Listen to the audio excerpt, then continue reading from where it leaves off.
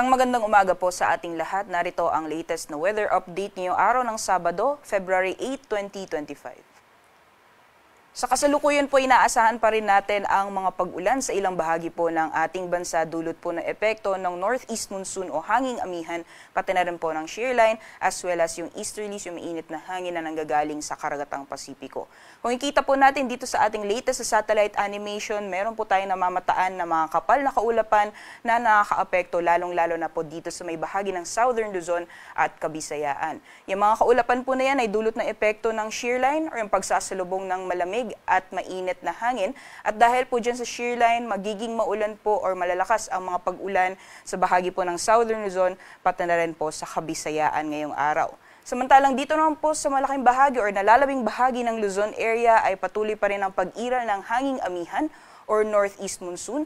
Posible din pong maranasan ng light to moderate naman ng mga pag-ulan sa areas po sa eastern sections ng Luzon area. At dito naman po sa may bahagi ng Mindanao, meron din po tayong namamataan ng mga kapal na kaulapan na dulot naman na epekto ng easterlies o yung mainit na hangin na nagagaling sa karagatang Pasipiko, especially po sa may eastern sections ng Mindanao, ay mararanasan din po yung pagbuhos ng ulan dahil po sa epekto nitong easterlies. Although sa ngayon po wala naman tayong inaasahan or wala po tayong binabantayan na low pressure area o bagyo sa loob at labas ng ating Philippine Area of Responsibility, ngunit asahan pa rin po natin na itong mga pag-ulan dulot po ng epekto ng shear line ay magpapatuloy po yan sa mga susunod na araw. Kaya doble ingat po sa ating mga kababayan, especially po sa may areas ng Bicol region, dyan po sa may Quezon, pati na rin po sa may Eastern Visayas area.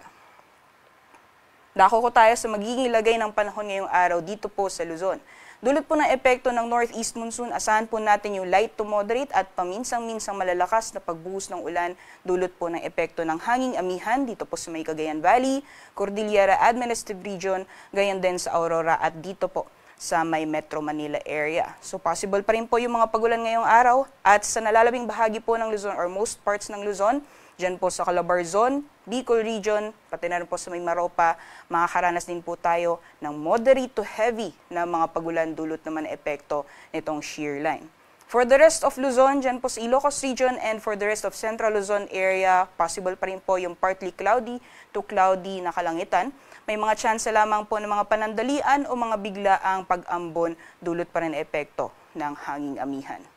And for the temperature forecast naman po ngayong araw, dito po sa mga piling syudad sa Luzon, for Lawag po, maximum temperatures po natin maaaring umabot ng 32 degrees Celsius. Agwat naman ng temperatura sa Baguio ay maglalaro mula 15 hanggang 23 degrees Celsius, 27 degrees Celsius maximum temperatures ngayong araw dito sa Tuguegarao, 28 degrees Celsius maximum temperatures naman para sa Legazpi.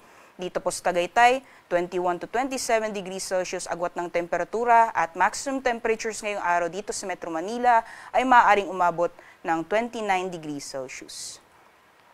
Para naman sa magiging lagay ng panahon sa nalalabing bahagi naman ng ating bansa dito po for Palawan, Visayas, pati na rin po sa Mindanao, dulot po ng epekto ng shear line, asahan po natin wag papatuloy pa rin yung mga pag-ulan dahil sa epekto ng shear line sa may Palawan, pati na rin po sa Kabisayaan.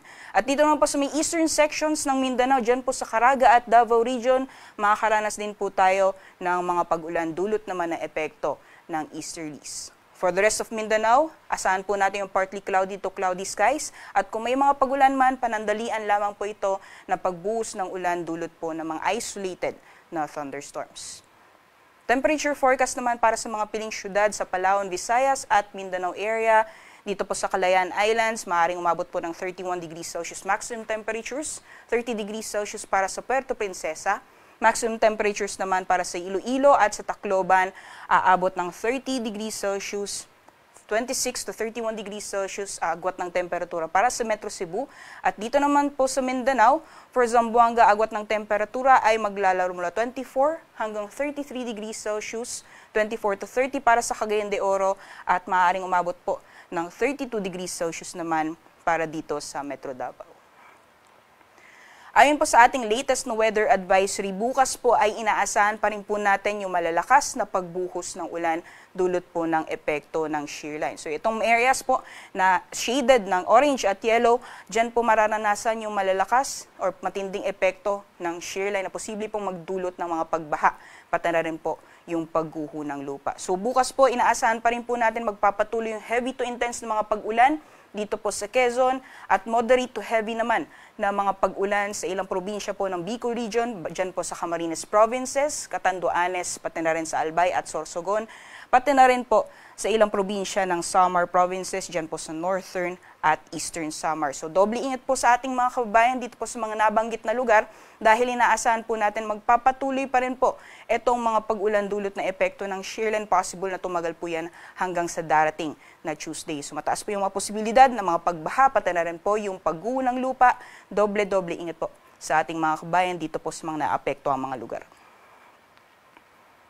Para naman po sa mga magiging kalagayan ng ating karagatan, currently ay may nakataas po tayong gale warning or babala sa matataas na mga pag-alon sa mga dagat baybayin po ng Northern at Central Luzon. Maaaring umabot po ng 6.0 meters yung matataas mga pag-alon, especially po sa mga dagat baybayin ng Batanes, Cagayan kasama ang Babuyan Islands, dyan po sa dagat baybayin ng Ilocos Provinces, La Union, Pangasinan, gayon din sa Isabela at Aurora. Inaasahan po natin ang maalon hanggang sa napakaalon na karagatan, kaya delikado pong pumalaot lalong-lalo na yung ating mga kababayan na may mga malit na sakyang pandagat. Sunrise po natin ngayong umaga ay 6:23 a.m. at lulubog po mamayang 5:58 p.m. Para sa karagdagang impormasyon, bisitahin lamang po ang aming social media accounts at ang aming website pag-asa.dost.gov.ph. At yan lamang po latest mula dito sa Pag-asa Weather Forecasting Center. Ako po si Rhea Torres. Ingat po tayong lahat.